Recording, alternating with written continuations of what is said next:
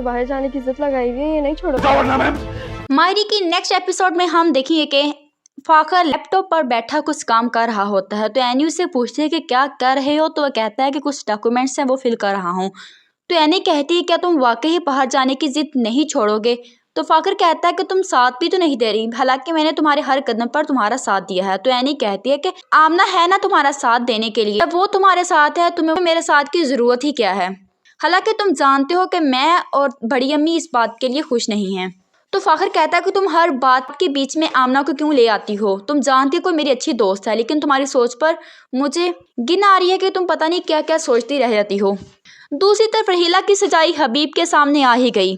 रहीला जब रात को डरती है तो वह खुद हबीब को बताती है किस तरह मैंने तुम्हारी माँ के कमरे से उनकी दवाई उठाई थी, और अपने सारे कसूर मानती है कि मैं बहुत गुनहगार हूँ, इसी की वजह से मुझे सज़ा मिल रही है।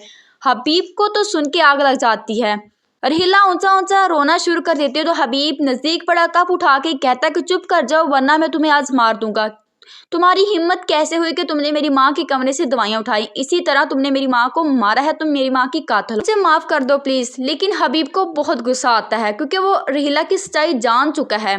अब हबीब को अंदाज़ा होगा कि उसने रहीला के कहने में आकर सब कुछ बर्बाद कर दिया, अपने रिश्ते नाते अपनी माँ को खो दिया। उसने अपनी बीवी को इतने दुख दिए कि वो चुप करके ही सहती रही, लेकिन उसने अपनी ज़बान पर उफ तक नहीं की। रहीला के कहने पर ही उसने अपने भाई के बिजनेस में से हिस्सा मांगा, उसमें बहुत सारी डकैतियाँ की।